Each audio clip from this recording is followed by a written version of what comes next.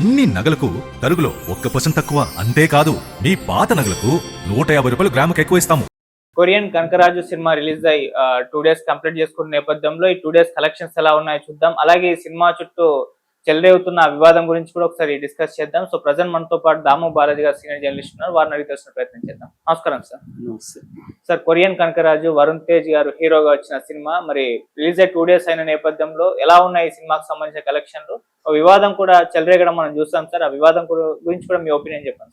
Korean Kanakaraju మన review కూడా చెప్పుకున్నాం. దీనికి మీ లలిత వారి ఆషాఢం శ్రావణం ఆఫర్. అన్ని నగలకు తరుగులో 1% తక్కువ. అంతేకాదు మీ పాత నగలకు 150 రూపాయలు గ్రాముకు ఎక్కువ ఇస్తాము. రెండింటినీ కలిపితే నగ ధరలో 2% కన్నా ఎక్కువే సేవ్ చేస్తారు. అసలే మీ లలితలో తరుగు చాలా చాలా తక్కువ. ఎక్కువగా అంత గొప్ప రివ్యూలు అయితే రాలేదు.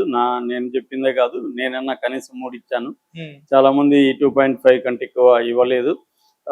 అంత జనాలకి అంత నచ్చలేదు. ముఖ్యంగా సెకండ్ హాఫ్ ప్రాబ్లమ్స్ ఉండడం, లాజికల్ అసలు లేకపోవడం, స్టోరీ అనేది పెద్దగా లేకుండా, ఎమోషనల్ కనెక్షన్ అనేది పెద్దగా లేకపోవడం, కామెడీ మీద డిపెండ్ అయిపోవడం అనేది ఈ సినిమాలో మైనస్లు.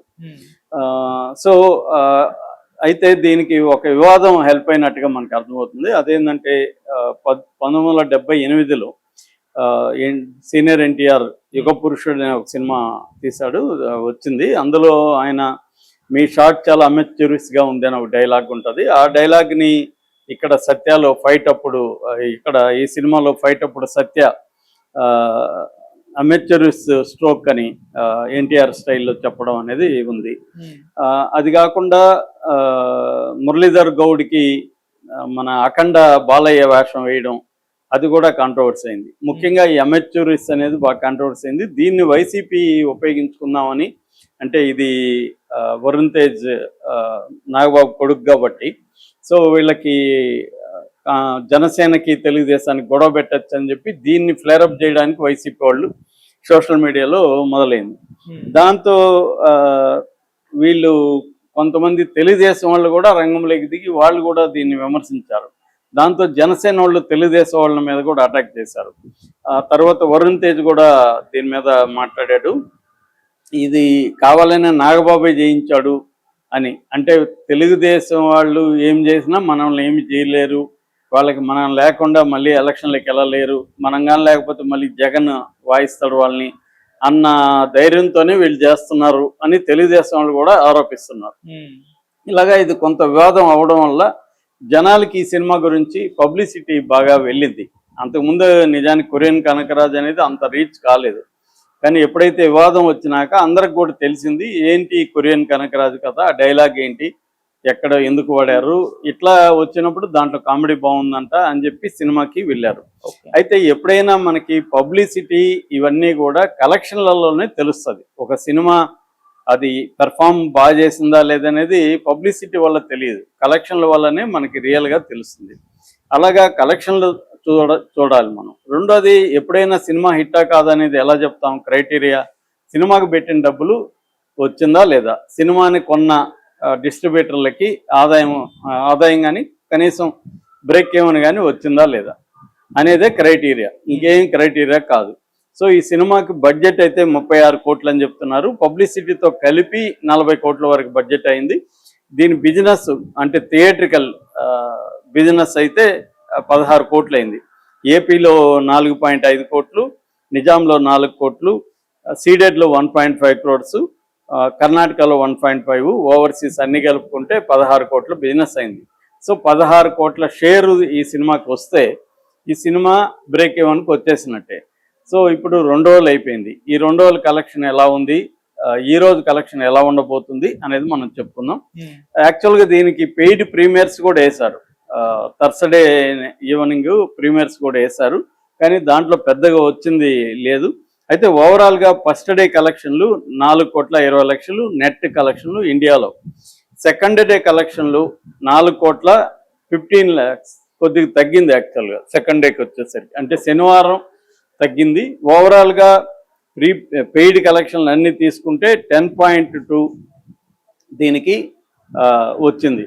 సో ఇది ఈరోజు కూడా ఈరోజు ఇంకొక 4-5 రోజుల్లో 16 కోట్లు అయితే రికవరీ అయితే అయిపోయే అవకాశాలు అయితే కనిపిస్తున్నాయి. అంటే సినిమా అయితే లాస్ కాదు. అది కాకుండా ఓవర్సీస్లో కూడా దాదాపు 200కి మార్క్ని దాటింది.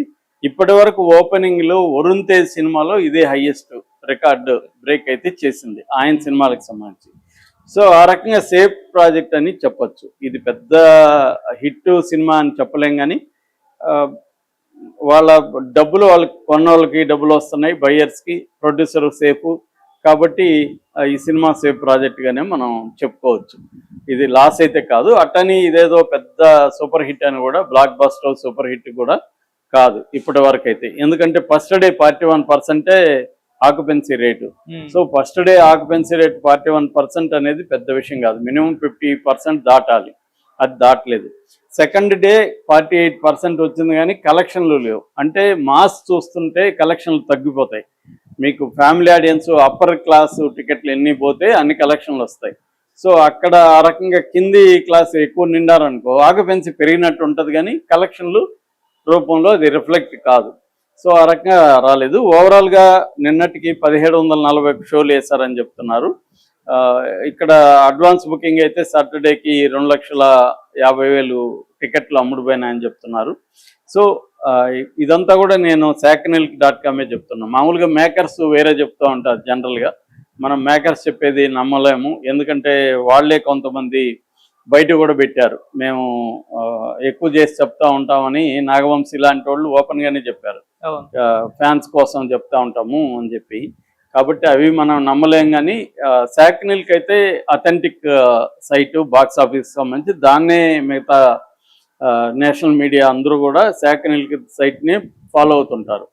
సో దానికి ఆ రికార్డు ఉంది కాబట్టి వాళ్ళ ప్రకారం ఓవరాల్గా అయితే ఇప్పటి వరకు వరల్డ్ వైడ్గా 12,60,00,000 వచ్చినట్టుగా సో చెప్తున్నారు. నేను ఇందాక చెప్పిన 10,20,00,000 అనేది ఇండియాది. ఓవరాల్ కలుపుకుంటే 12,60,00,000. ఇది డీసెంట్ కలెక్షన్లుగానే మనం చెప్పుకోవచ్చు. అంటే బ్యాడ్ కలెక్షన్లు కాదు, అట్టని గ్రేట్ కూడా కాదు, డీసెంట్ కలెక్షన్లు. ఈ సినిమా బడ్జెట్కి, ఈ సినిమా ప్రీ థియేటర్కి బిజినెస్ జరిగిన దానికి, కలెక్షన్లకి ఒక మంచి ఇదైతే ఉంది. సో కొన్న వాళ్ళు కూడా ఎవరు లాస్ అయ్యే పరిస్థితిలో కనబడలేదు. ఈరోజు సండే కాబట్టి ఈరోజు కూడా ఎంతకంటే బెటర్గానే ఆశించవచ్చు. అంటే ఈరోజు కూడా ఒక 4 నుంచి 5 crores నెట్ ఆశించవచ్చు. ఆ రకంగా వచ్చినప్పుడు 3-4 రోజుల్లో ఈ సినిమా రికవరీ అయిపోతుంది. కాబట్టి సినిమా హిట్గానే మనం పరిగణించాలి. అంటే పెద్ద హిట్, బ్లాక్ బస్టర్ కాకపోయినా సినిమా హిట్ కూల్గా. దీనికి ఒక కారణం వివాదాలు వల్ల వైసీపీ గమ్మునుంటే ఇంత ఉండేది కాదని కూడా కొంతమంది కామెంట్ చేస్తున్నారు. సో ఆ రకంగా మామూలుగానే వైసీపీ చాలా సినిమాల విషయంలో వైసీపీనే సినిమాల హిట్కి కారణం అవుతుంది. అంటే లేకపోతే అది పెద్దగా ఇది కాదు. నిజానికి అదేమి, ఆ డైలాగ్ని మిమిక్రీ చేయడం అనేది ఎప్పటి నుంచో ఉంది.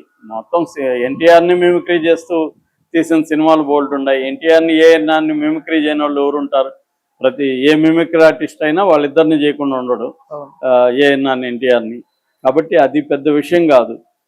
ఇదేంటంటే కావాలనే దీన్ని కాంట్రవర్సీగా మార్చడానికి, తెలుగుదేశానికి జనసేనకి మధ్య గొడవ పెట్టడానికి వైసీపీ దీన్ని ఉపయోగించుకోవడం అనేది దీనికి ప్లస్ అయినట్టుగా మనకు అర్థమవుతుంది. సో ఓవరాల్గా సినిమా హిట్గానే మనం పరిగణించవచ్చు. Okay sir, thank you so much.